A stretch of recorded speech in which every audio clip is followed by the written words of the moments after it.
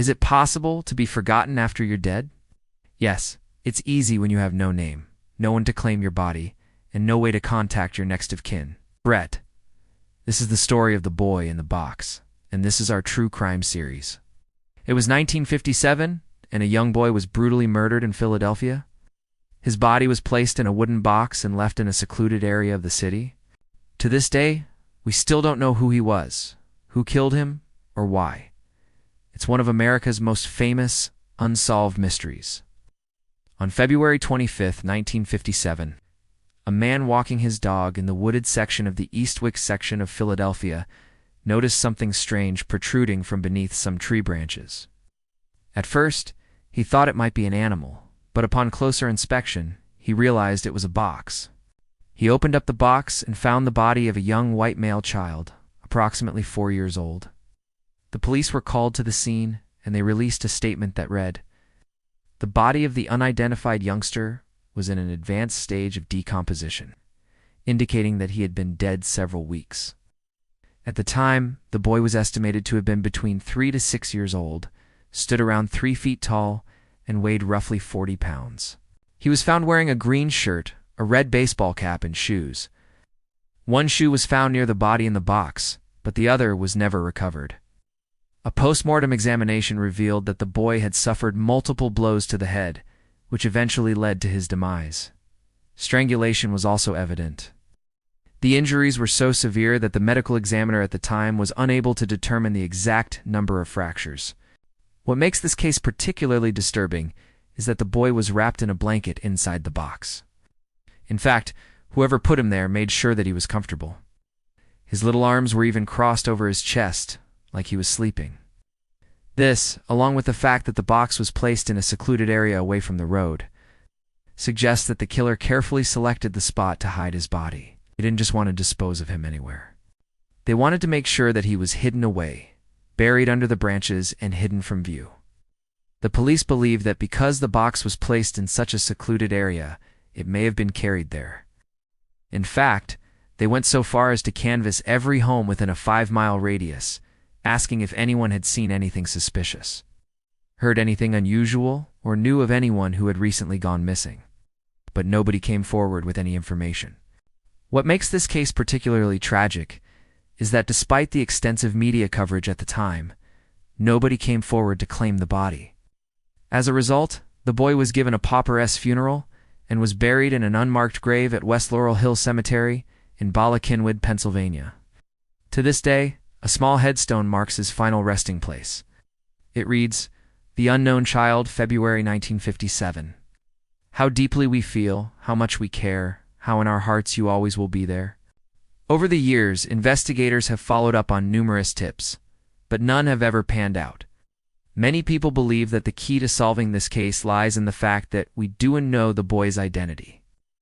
If we knew who he was, we would know who his family was, and we may have answers as to what happened.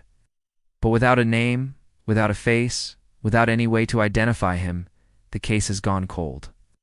There are many theories as to who the boy in the box could be. Some believe that he was the victim of a crime of passion, that his parents killed him in a fit of rage, or that he was the product of a botched kidnapping. Others believe that the boy was the victim of a serial killer who targeted young children. In fact, some believe that the boy in the box is connected to another unsolved case, the murder of a girl known as the Little Italy girl. Her body was found in 1954, and she was never identified either. Could these two cases be linked? In the years since the boy in the box was discovered, the police have followed up on numerous leads. Unfortunately, none of them have ever panned out. One of the more intriguing leads came in 1980, when a woman contacted the police claiming that she had information about the case. She told them that her father had confessed to killing the boy, but he had done so accidentally. According to the woman, her father had been drinking heavily at the time, and he slipped and fell, striking his head on a floorboard. He panicked and called her mother for help, and together they disposed of the body in the woods. The woman's father died in 1972, so he was never brought to justice. And without a body, the case was never solved. Another lead came in 2009 when a man contacted the police claiming that he had information about the case. He told them that he had been playing baseball near the railroad tracks when he saw a man carrying a box, said the man was sweating profusely and seemed to be in a hurry. The man ran off before anyone could stop him, leaving the box behind.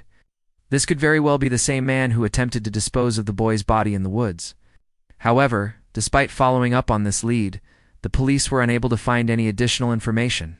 With the advancement of technology, however, there is hope that the boy in the box will finally get the justice he deserves. In 2019, the police released a series of images showing what the boy may have looked like when he was alive. They also released a video appealing for information about the case. So far, they haven't received any new leads, but who knows what the future holds. Perhaps one day, someone will come forward with information that will solve this decades-old mystery.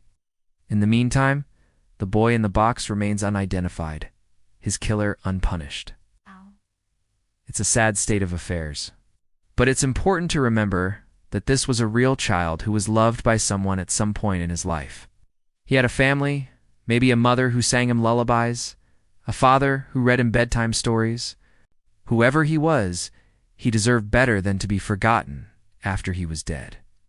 As the years go by, the chances of finding out who the boy in the box really are become slimmer and slimmer. Witnesses die, memories fade, and evidence is lost.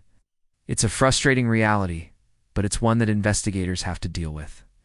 They can't give up, though. They owe it to the boy in the box to keep trying to solve his case. Maybe one day they'll find his killer. Maybe they'll bring them to justice. And maybe they'll finally give the boy in the box the peace he deserves. This is one of the most heartbreaking true crime cases I've ever come across. The idea that a child could be so brutally murdered and then left in a box like garbage is just too much for me to bear. I can't imagine the kind of person who would do such a thing, let alone the kind of monster who would target a child. I'm hoping that with the passage of time and the advancements in technology, we will learn the truth about the boy in the box. He deserves nothing less. Thank you for listening. If you enjoyed this episode, please leave us a review. We'd appreciate it. Thanks again for listening, and we'll see you next time.